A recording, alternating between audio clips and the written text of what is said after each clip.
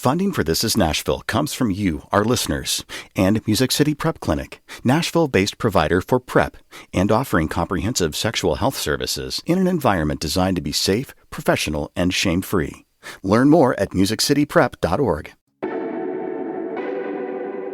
I'm Khalil Colonna, and this is Nashville. Tennessee's Department of Children's Services has been in the news nonstop. Report after report detail failures inside the agency, from a caseworker shortage to kids sleeping on the floors of office buildings. The problems come as a record number of kids are pouring into the system, straining it even further. So how did Tennessee's Department of Children's Services get this way? And what reforms have worked in the past? We'll try and answer those questions during this hour. But first, let's start with the impact these things have on the children this system is meant to serve. WPLN criminal justice reporter Paige Flager has been following one family's journey through DCS, exchanging calls, texts, and attending hearings with 14-year-old Kendra Pruitt. Paige reached Kendra one evening by phone while she was at a foster home in Jackson, Tennessee. Juju, I'm in a meeting. Stop. Hold on. Yeah, just hearing that, you can tell it's hard for Kendra to get a moment alone. She's living with 5 other kids, including that baby, Juju. Yeah, the other foster kids just got back in the house, so I had to run in the bathroom. And that's not the only problem she has with this foster home. Like, you can't flush toilet paper down the toilet, and, there's, a stinky smell in the bathroom because there's a big old trash can in there that you're supposed to put the toilet paper in. There's mold in the cabinet, she says, and she even found cat feces in her bed. When she asks for help with her homework, she says her foster parents tell her to pray about it. I don't mind praying, but, when it comes to schoolwork, I'm going to need help. But they don't want to help. Like a lot of kids with DCS involvement, this is not Kendra's first foster home. It's her third. Her journey with the system started in 2020.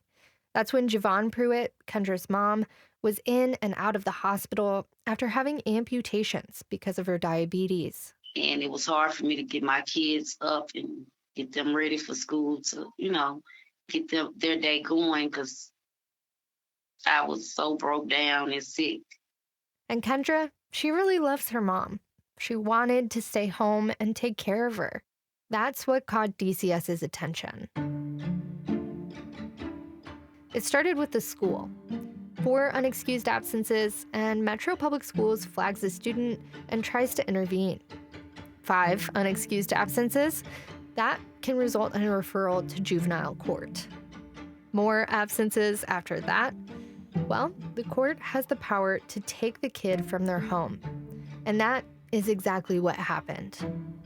It really hurt me because I was like, do these people not realize I'm sick? And I've been sending notes and, trying to talk to the social workers and telling them that what was going on.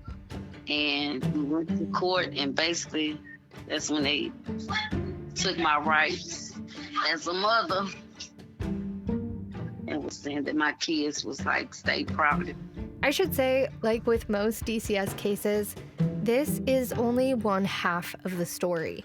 The other half is in the state's hands, and DCS did not respond to WPLN's request for comment. But whatever the reasons, and there were likely multiple, Kendra and her brother Junior got sucked up into the system.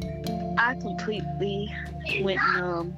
I just remember, I just didn't want to be away from my mom. And her mom says, ever since then, it's been a never-ending cycle. For their first foster home, Kendra and Junior were placed with a family friend they had never met. Her house was kind of like a hoarder's house. But the second home was even worse. That whole house just treated us like we were nobodies, really. The foster parent would take away their phones, she says, and kick them off the Wi-Fi, disconnecting them from their mom or even their homework. Kendra says she tried to tell the DCS workers, Like, I couldn't really tell them much either because they would always go back and tell the foster mom, and then the foster mom would get mad at me. Like, she used to call me, like, all types of names, like a manipulator, and she would bring me down, and then she'll make it where, like, I feel like I'm not supposed to cry or have feelings. Things went on like this for a long time.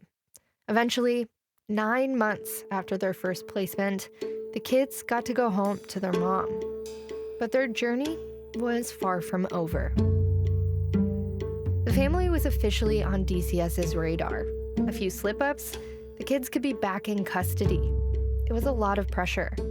They had a quiet year, but then in November of last year, Kendra says she was sexually assaulted by a boy at school. I couldn't really tell people about it because I was scared to even talk up about it, and I kind of kept it in, and it made me lose my self-esteem and stuff, and made it where I just wanted to stay in bed all day. She was having problems like getting up, going to school, and I didn't know what was going on, but come to find out that's what it was. She had been assaulted and she didn't want to go to school, which was understandable. And I wouldn't want her to go to school going through that either. And what happened next is pretty unbelievable. Kendra, a 14-year-old girl trying her hardest to stay with her family despite all the challenges, was told again she was being placed in foster care through a text message. I gotta come get you. You're back in custody or something like that. And I was just confused. Like, I asked a lot of questions, but she wasn't really telling me anything. So I was lost and confused and angry. Kendra was in first period at school when she got the text. And her mom, Javon, had no idea. They didn't even call to let me know that they were trying to get her back into custody or what was going on. I knew nothing about DCS coming to pick her up because we had just had a meeting that Wednesday, and they said that they recommend, her to stay at home. I thought that's what they were going to do. A screenshot of the text from a DCS worker said, quote, "A higher up made the call. I asked the department about this, and they never responded." So in December, Kendra was taken to that foster home we heard about earlier in Jackson, 2 hours away from her mom. It was just like my hands were tied and I couldn't do anything for my kids. Like I wasn't even the parent, basically. So that took a lot out of me. What mother would let somebody come in and take their kids? You know what I'm saying? So that was really stressful. Oh, out there, man. It's the same. It's early January, and I'm sitting with Kendra's family in the waiting room of the Metro Student Attendance Center, waiting for a hearing. They just said that we're here for a review of the case, but I'm praying they can just let her come home and get back in her normal school. But it turns out Kendra won't be joining the family in person today. Yeah, I thought maybe she should have been here. That's Kendra's grandpa, Wayman. He's been having a hard time himself, in and out of homelessness. Still, he made sure to be here today. I sleep in the car wherever I gotta sleep at. I find somewhere, but there ain't no big problem there. Just taking the kids out of your life is the biggest problem. He can deal with being homeless, he says, but he can't deal with this. Time passes slowly. The magistrate is running late. Javon and I start talking about her home life. She lives in a Metro housing complex in South Nashville, and she knows it's not the best for her kids. The environment that they growing up in is super bad. If we could get out of the environment that we're in, that would help out a whole lot. But to get out, she'd need help. She's been having trouble getting that lately. Her kids have seen things there that she wishes they hadn't. Like most recently with Junior. He seen a dead body. I think it was about 8 months ago, and just laying in the yard. You know, the guy had just got shot, so he ran home, and that really made him not want to go outside for a while. He stayed in the house for about 3 or 4 months. We need family counseling. That's something we do need. We're still waiting on that. It's just a lot of different stuff, and I know DCS is backed up, but you got to think about it. These are people, kids' lives that's in stake right here. Okay, we ready for them now. It sounds good. Okay. So you gotta stay with me, okay? Yeah. You gonna wait till they come out? Keep an eye on them. Since Kendra is in the DCS system as a dependent and neglected child, I can't go in with them. So I stay in the waiting room as families cycle in and out. An hour later, Wayman rushes back. Okay, yeah. Chaos. It's chaos? Yes. What's going on? The judge didn't know what was going on himself. Yeah. That these people disrupting people's life the way they is, to just put kids in a mental state where they gonna be messed up for the rest of their life. And they don't seem to understand that. All the waiting and anticipation just to find out Kendra would be staying in Jackson for who knows how long. And now, DCS says they want to take Junior, too. Now they're trying to see about getting my son. That's why I said it's a lot of mess going on. A lot of mess. A lot of mess and no idea of when exactly it might get cleared up. The family's just staring down a long road full of more hearings, more anger, and more confusion with no end in sight. We have to take a short break. When we come back, we'll meet one adult woman who went through DCS as a child and look back at the storied history of Tennessee's Department of Children's Services. Join the conversation by tweeting us at This Is Nashville. We'll be right back.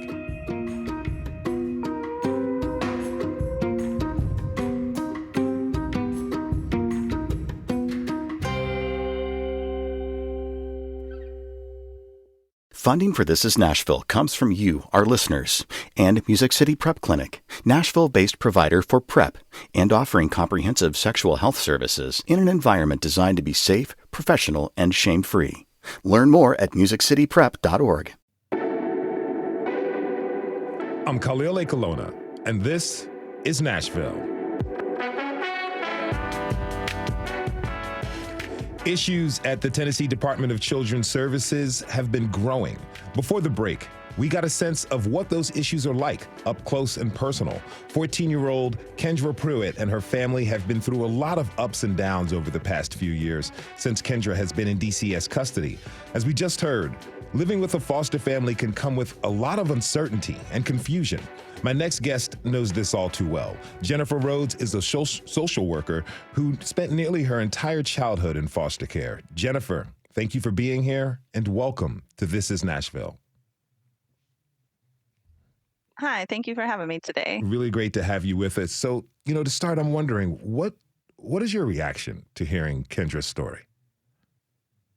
I think Kendra's story really hits a lot of what the common themes that children experience in foster care and out of foster care. It really hurts my heart to know that things like this are continually repeated, and you'd wish that hearing stories like this were a rarity, but oftentimes they're very common. And just knowing that she needs true protection and her family needs support, and how can we make a system and get to a system that does that? Well, what resonated with you about her story? The parts that resonate with me are, I think her feelings of, it sounded like she had been through a lot and had been backed into a corner quite often, and not feeling like there was someone there that she could really trust to go to while she's been in care, and that deep longing for her mom. I heard that very much, and I think it's the way her mom was very transparent about what some of their life is like. A lot of families are placed in very vulnerable situations, and instead of viewing the unit as a family, as to be supported by the system, oftentimes child removal is in taking the child out of the situation versus supporting the entire family on how to get to a better place. And so those are the areas that really resonated with me, and feeling unsafe in foster homes. I think that there's a lot of... I'm sorry, continue.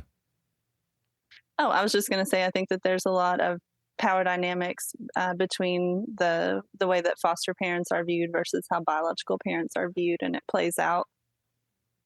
Can you share what your experience in foster care was like? Yeah, so I came into foster care at a very young age, at 4 years old. I don't think that anyone would have anticipated that I would have spent my majority of my childhood in care. But I did eventually age out of foster care at 18 without permanency. I was in about 22 foster homes and 22 a group foster home. homes. You were in Yes. 22. Okay. Yeah, and you would think that you know, when you really look at the system and think about how overwhelmed the system is and how important permanency is, what does the support for the child look like in those situations, and what does that do to your identity and how you view yourself and how you view if your environment's safe and if adults are safe? You know, you spend all these years in DCS custody, and you eventually, as you shared, you aged out of the system. But now you work with DCS-involved kids at youth villages. Can you describe for us the work you do there? So the role that I have at youth villages now is I work for our scholars program, and the program works for youth that have, or supports youth that have aged out of care, that are going on to get their degrees in college, whether it be bachelor's degrees, technical, master's. You know, as we heard, Kendra, she's about 2 hours away from her biological family. Now, do you see that type of separation a lot in your work? I do think that it's common to see there be long distances between where a youth comes into care at and then where a youth is actually placed into a foster home at. Placements are really hard to find. I think the foster care system is very overwhelmed. And I think that for many families, that is common, that they'll be pretty far. I think the system makes efforts to, but again, it's a very overwhelmed system.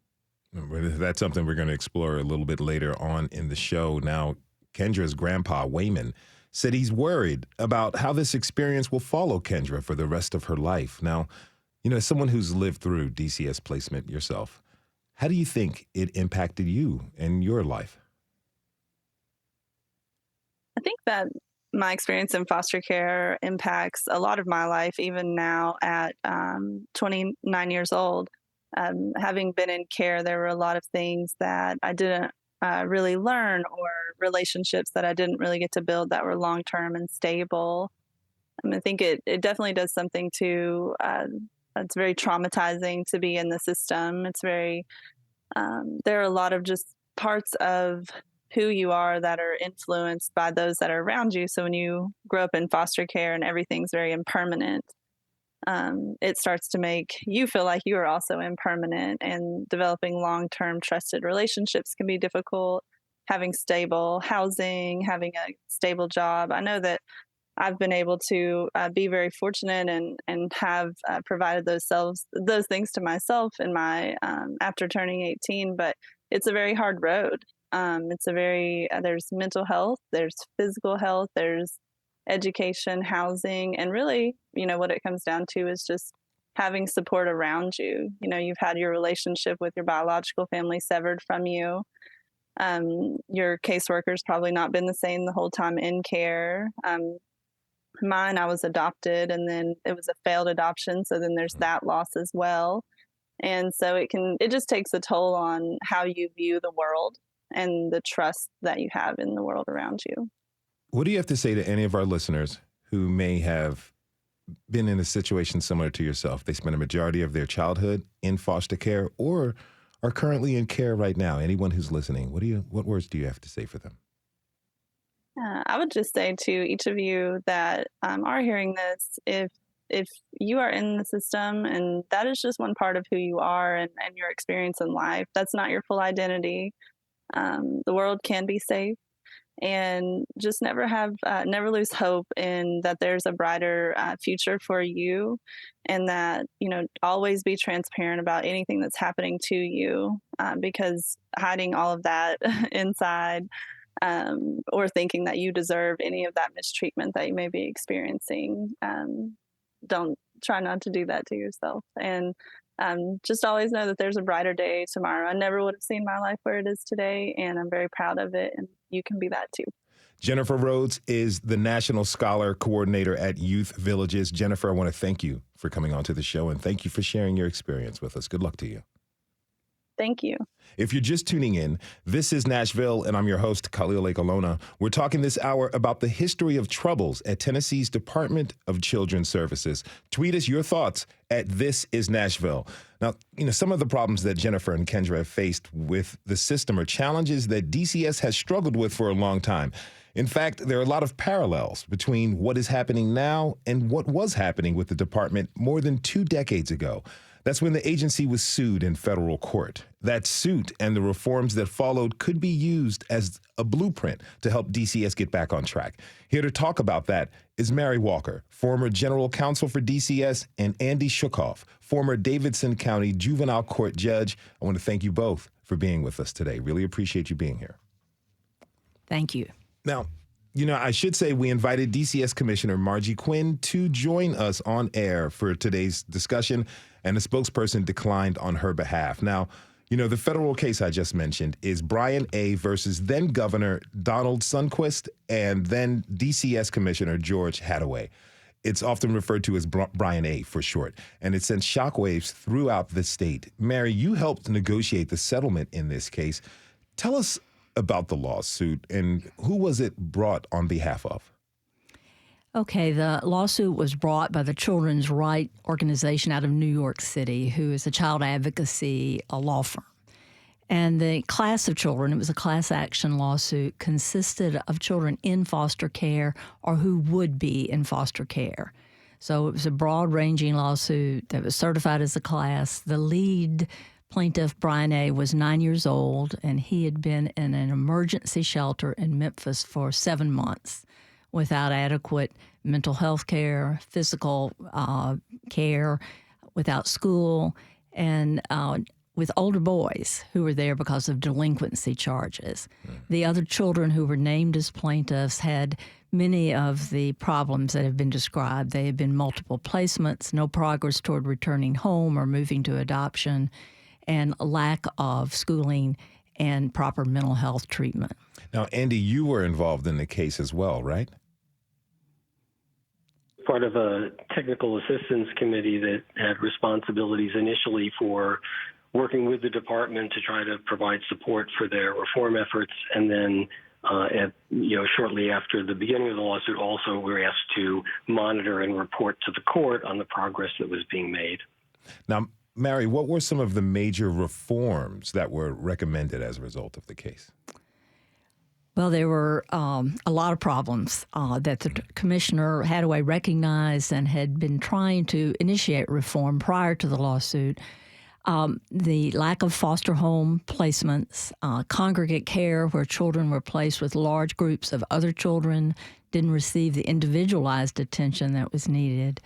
The caseloads of social workers, as is alleged today, were huge. As a result of the lawsuit, the caseworkers' loads were reduced to 20 children per worker, which was a huge reduction. The social workers wanted and needed more specific training prior to coming on the job and also during what they were doing. But the really big thing was involving the family early on, looking at resources, both relatives who could take children if they had support, if they had both services provided, and also the need for more communication and regular visitation. The social workers were not seeing the children because of their caseloads, and so nothing happened. And we know that if children aren't moved to permanency, either returned home, freed for adoption if the parent could not take care of them, that they do what happened to Jennifer, which is to age out in foster care, which we all know is not good for children. Mm-hmm. Now, Mary just mentioned some of the recommendations from the settlement in the Brian A. case. Andy, how long did it take to get all of those recommendations done?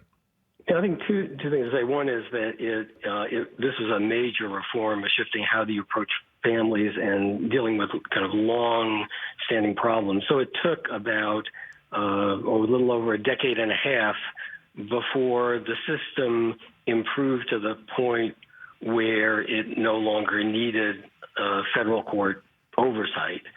I think that it wasn't a kind of straight upward path towards achieving success. There were, this is a very challenging type of work. And in the first years, there were some early successes. There was, as often with the change of administration, there was a little bit of slippage.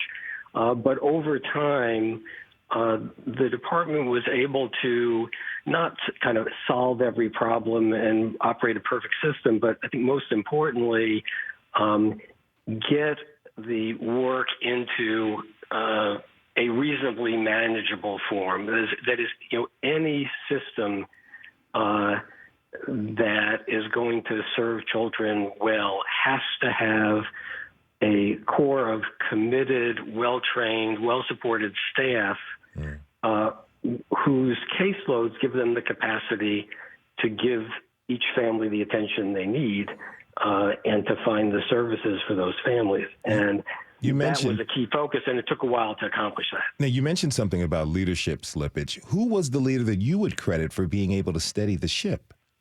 Well, I would say that this is a reform that I think each administration that touched it, from starting with Governor Sundquist and his leaders starting the reform, the continuation of the reform under Governor Bredesen, and the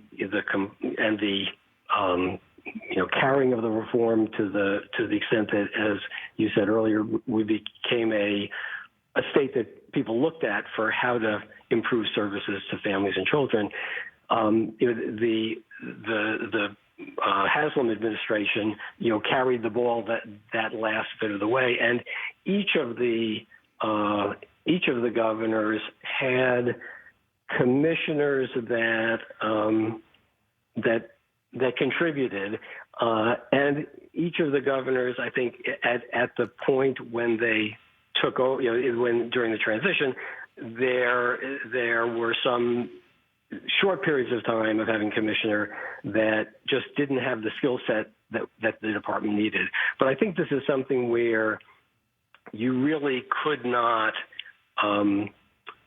say that one administration or another gets credit for all of the success. It really was a sustained effort, supported across administrations. It's supported over through various legislatures, and there was a consistency over that period in both attentiveness to the challenges and in support for the people trying to do this very, very difficult work.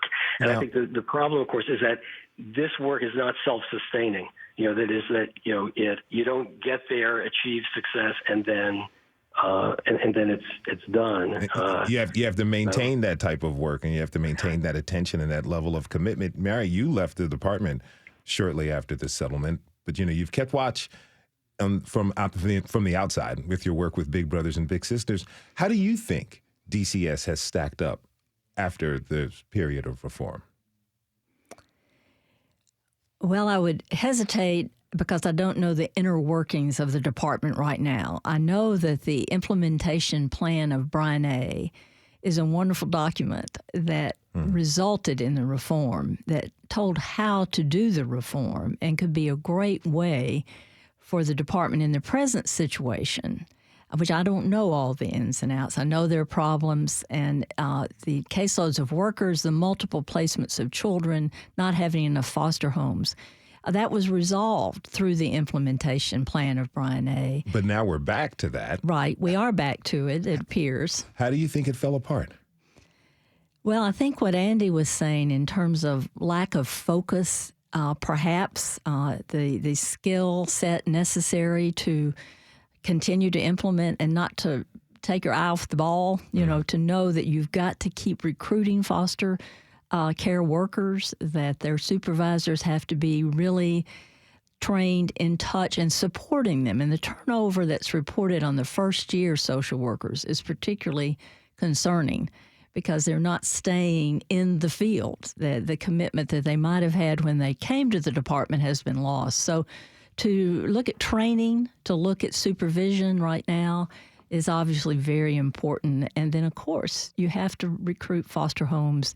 And more importantly, I think, is to provide the services for the families from which the children came and return them to those families if they can be safe and to be sure every child has a permanent home. Mm-hmm. Now, Andy, will it take a similar lawsuit like Brian A. to fix these issues the department is facing?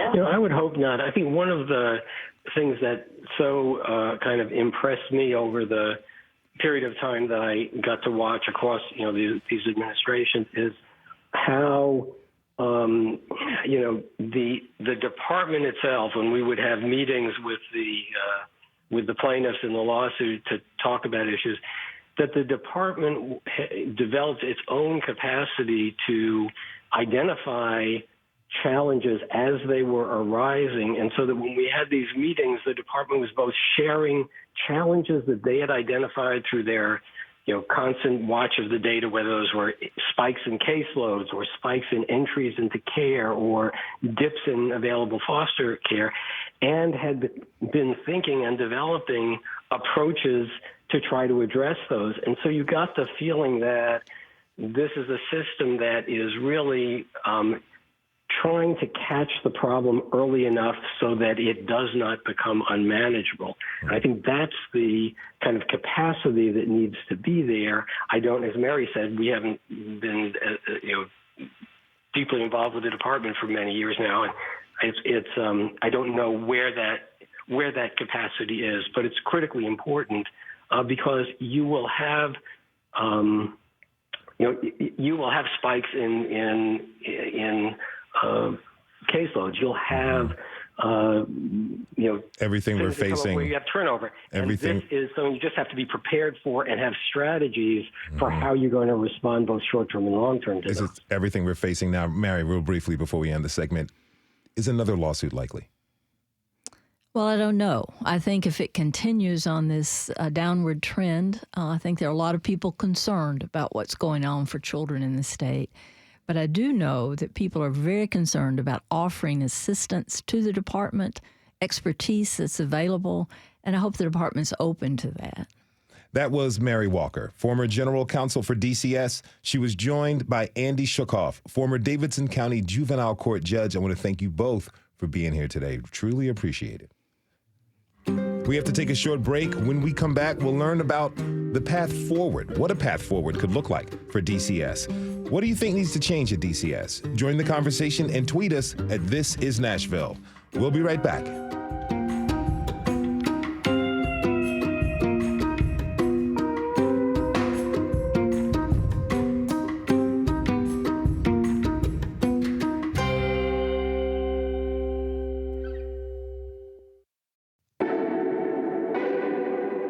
I'm Khalil Ekolona, and this is Nashville. We're talking this hour about the Tennessee Department of Children's Services. Earlier in the show, we heard from people who have experienced the foster care system firsthand and discussed the roller coaster of changes DCS has seen since the settlement of the Brian A. case, which was brought in 2000. Now, I'd like to look forward and talk about what the future could look like for the embattled department.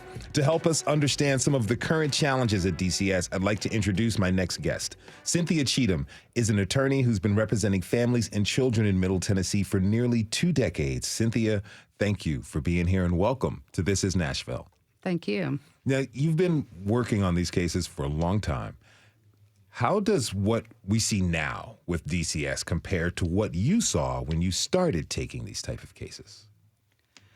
Honestly, I don't see a lot of difference. And the most active part of my practice intersecting with DCS was during the early days of Brian A. And when Brian A. was expired, I did not notice that much of a difference, because one of the things they've put on the news quite a bit is about children sleeping in offices and those kinds of things. I heard that all the time. I've even heard workers say they're going to have to stay in the office tonight.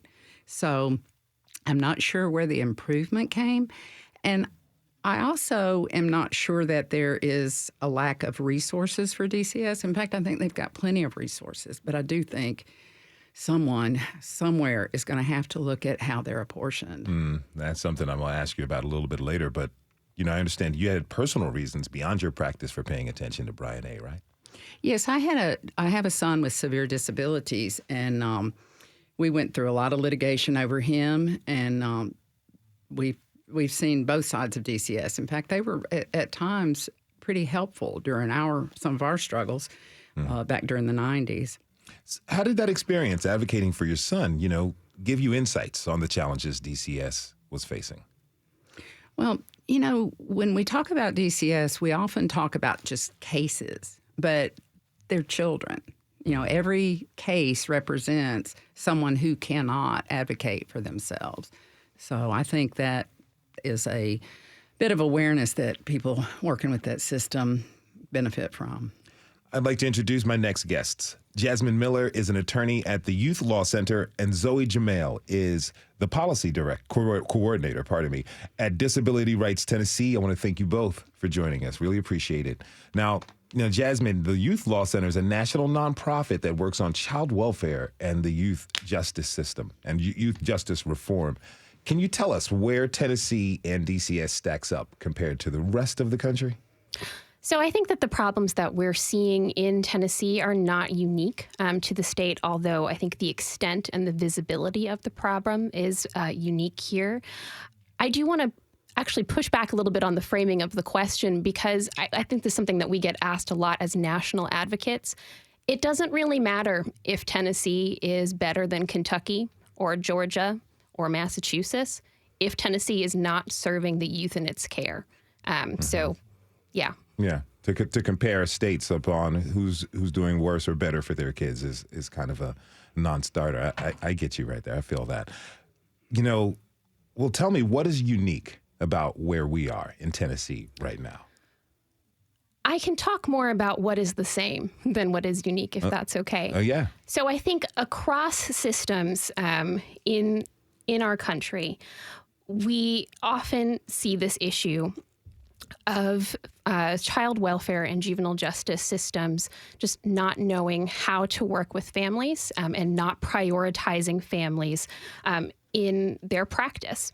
And so when you have a system that is supposed to be building networks of care for children and families, and instead of investing in families is actually disinvesting in families, you start to see a cascade of issues.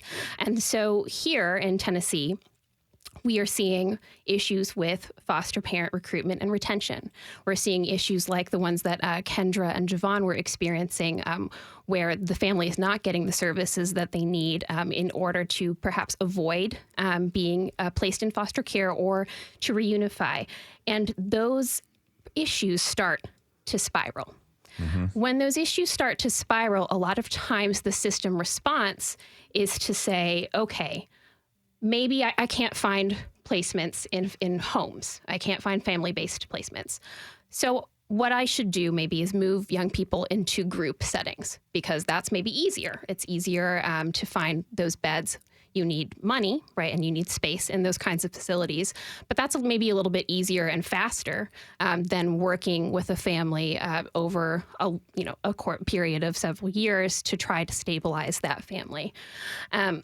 And that starts to become really dangerous when you start to move resources into group care settings, because that's not an investment in families, right? That's an investment in an institutional type of setting that is unable to provide love and individual attention to young people. Now, Zoe, you're with Disability Rights Tennessee, but I see you nodding your head to what Jasmine is sharing.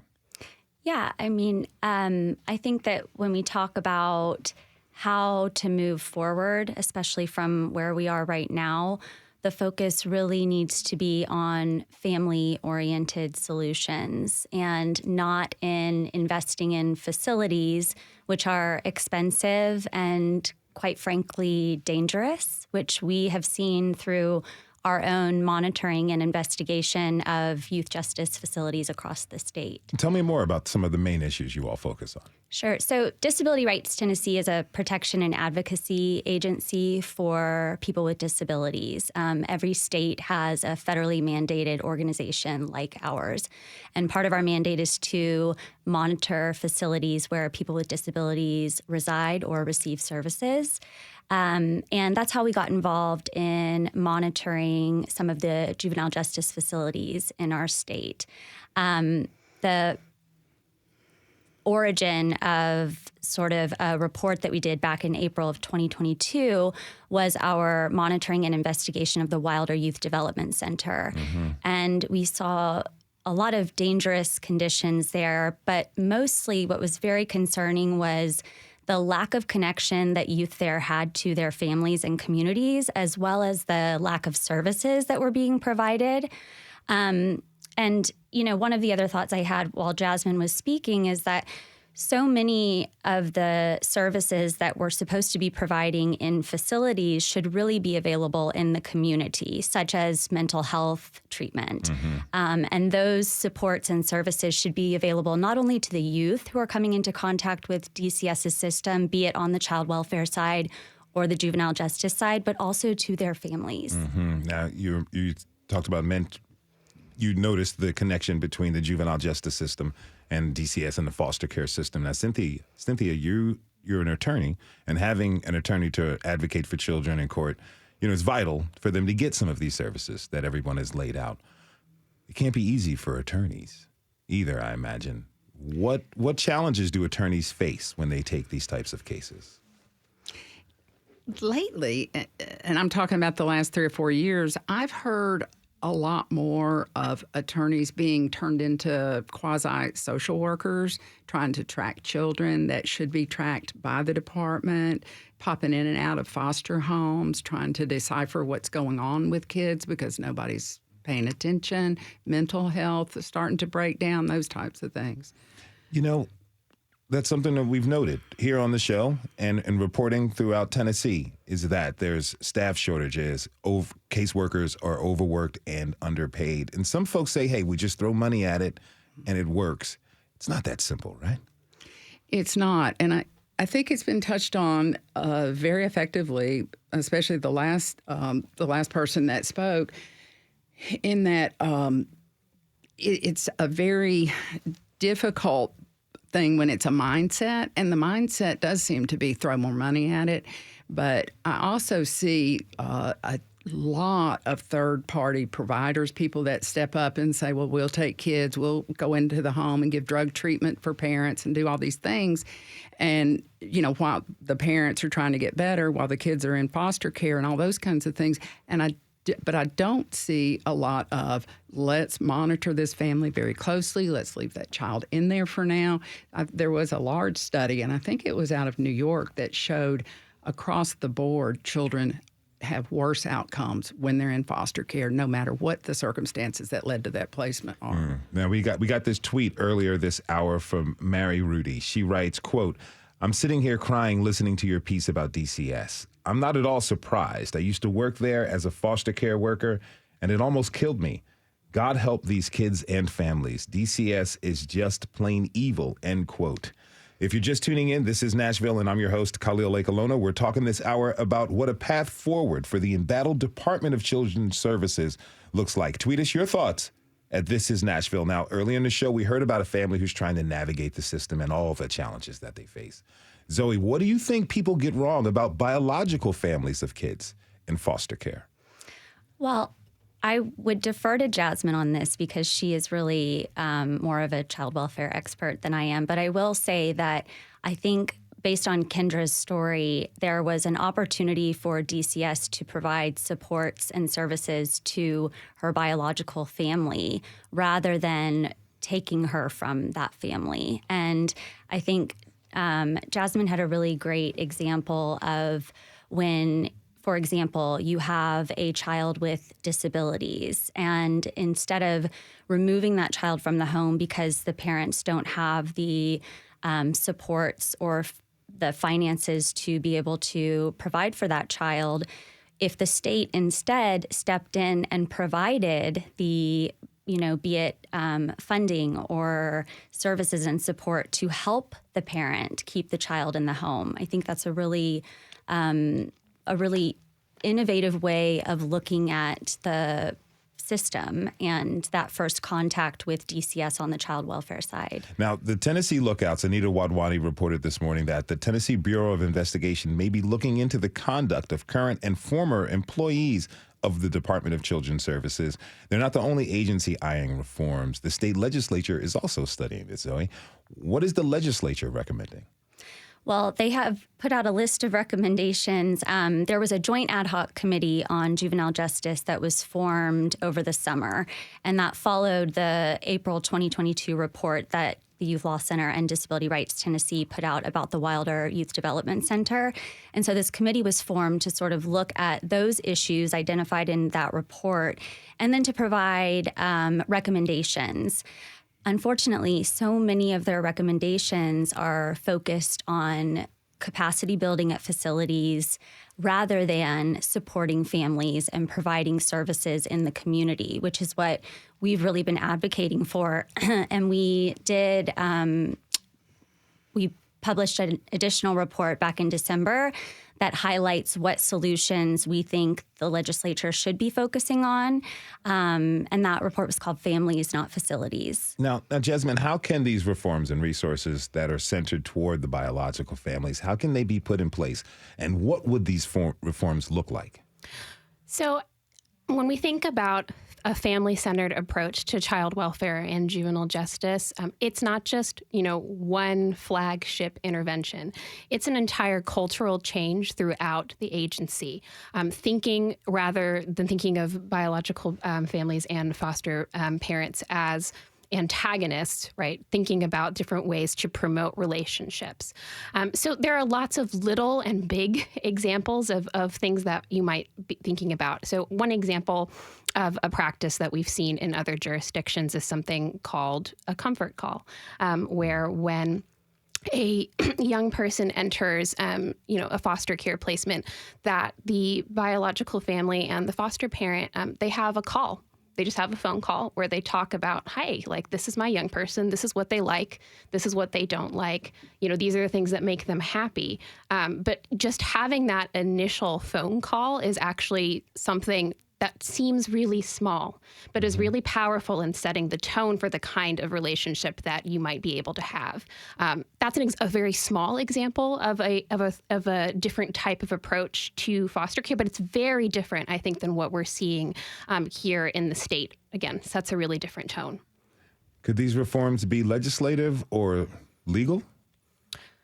Yes, I think there are places in which there's room for the legislature to, perhaps encourage a different approach for the foster care system. I think one of the things that Zoe touched on a little bit right now that we're very concerned about is, again, with the throw money at it kind of approach, that a lot of the money that's being talked about is being allocated to group care facilities and not, again, to family-based interventions. So what we would be interested, I think, in seeing more of is, okay, what if we thought about creating family councils or youth councils that would be able to give ongoing, support and evaluation in terms of thinking about what is DCS doing? How could we be improving what DCS is doing? That kind of engagement is just not really present in the system currently.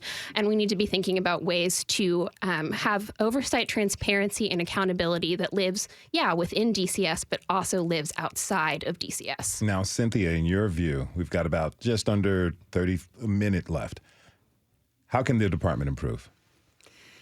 I think the department is going to have to be rebuilt from the ground up. I think its dysfunction has been embedded, ingrained so long for so many years that I'm not sure as it is it's fixable at this point. That is attorney Cynthia Cheatham. She was joined by Zoe Jamel with Disability Rights Tennessee and Jasmine Miller from the Youth Law Center. I want to thank you all for being in here today, and thank you all for sharing your expertise. We want to thank everyone who tuned in this hour. Tomorrow, parking. Do we have enough?